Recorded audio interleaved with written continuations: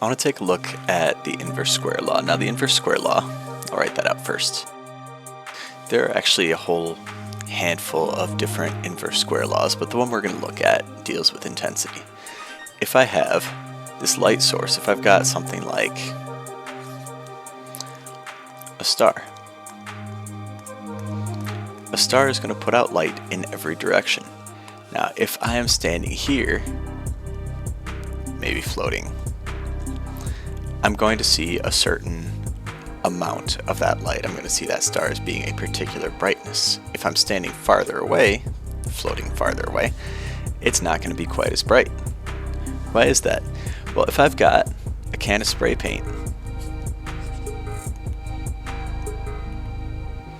and I want to paint a wall, if I hold the spray paint can very near the wall that I'm trying to paint, it's going to coat that wall really thickly, really easily. If I instead hold it farther out from the wall, then by the time that my paint gets there, that has spread out quite a bit, and it becomes a lot more powdery, a lot less intense, because it's the same amount of paint that's coming out, it's just it has to travel a bigger distance. The bigger distance on its own isn't the problem. The real problem is that it doesn't have any more paint to cover the same area. So with my spray paint example, if I've got my spray paint can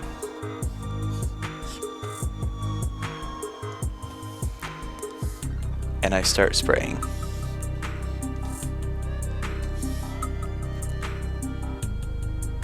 that's going to cover a certain area. Let me try and draw it this way. That's going to cover a certain area. So at this location, there is a certain amount of space that I'm able to paint. If I go in closer,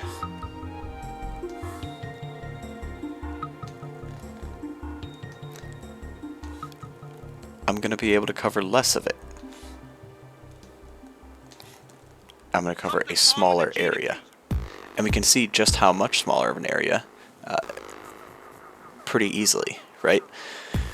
With a star, I've got my star, and it is putting out light in every direction. Now if it puts out light here, the amount of light that it puts out is going to cover a sphere.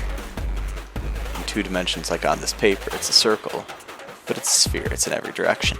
And the surface area of that sphere is going to be 4 pi r squared. If I let that same light travel farther,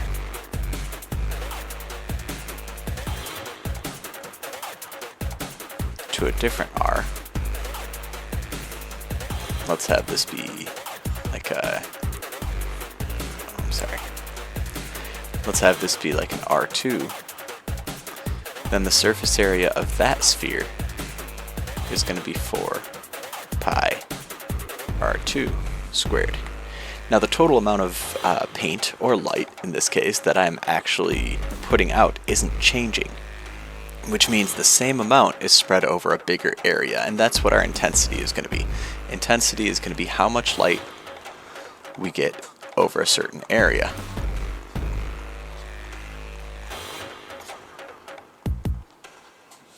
So if I'm looking farther out from that star, the sphere that I have to cover with that same amount of light is bigger, so the amount of light per area, right, if I make a little box here or a little box here, same size box, this box out here is getting a smaller percentage of the full sphere, where this little box here is getting a bigger percentage of a smaller sphere. That's where I'm going with this intensity thing. So if the area is going to be a 4 pi r squared and the amount of light is going to be constant, I can write this equation as an I equals, and I'm going to just still keep calling this thing light for a moment. I know that's weird to have an equation. Over 4 pi r squared, where r is how far we are from there. The total amount of light is constant, which means I can multiply this over, and I'm going to get I times 4 pi r squared equals my light. Now, the claim that I was making before was that if I am farther from this source, I'm going to get a smaller intensity. If I'm closer to it, I'm going to get a bigger intensity, and that my total light source is constant, which means I can say I1 times 4 pi r1 squared is going to equal I2 times 4 pi r2 squared, where r1 and r2 are just two different distances. Now 4 and pi, those really don't change any, and they're on both sides of my equation, so I can just cross those out, which means I1 r1 squared is going to equal I2 r2 squared. I'm going to add in an example of this because I think it is helpful to see this as an example. Here we go. I'm looking at two different stars, and they have the same spectroscopic output. So I happen to know that both of these stars are made of the same thing, that they should have the same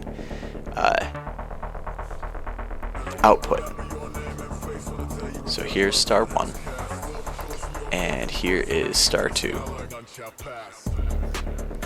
And I'm sitting here in my screen, at the location of my screen, and seeing these stars really far away. I don't know how bright, or I don't know how far apart they are, or how far they are from me rather, but maybe I can measure the brightness pretty easily with the telescope. When I measure this brightness, I get an intensity here of I1. I get an intensity here of I2. And let me just add some numbers to that. So let's say this star, I'm going to try and give you some reasonably realistic numbers. We're going to get a 10 to the minus 9th watts per square meter on our intensity, and this one we're going to get a different number. Let's go a 4 times 10 to the minus 9th watts per square meter. If I wanted to find how far these are from me, I'm going to say for the first one, I1 times R1 squared, and for the second one I've got an I2 times an R2 squared. Now I'm not actually finding the distance from me using this right now. Right now I'm going to find how much closer one is to me than the other. To find the distance from me, I would need two numbers about the same star. So I've got these two. I've got a 10 to the minus 9th times R1 squared equals 4 times 10 to the minus 9th times an R2 squared. 10 to the minus 9, that looks a little daunting, but you know what? It's on both sides of the equation, so it can just go away. So I've got an R1 squared equals 4 times R2 squared.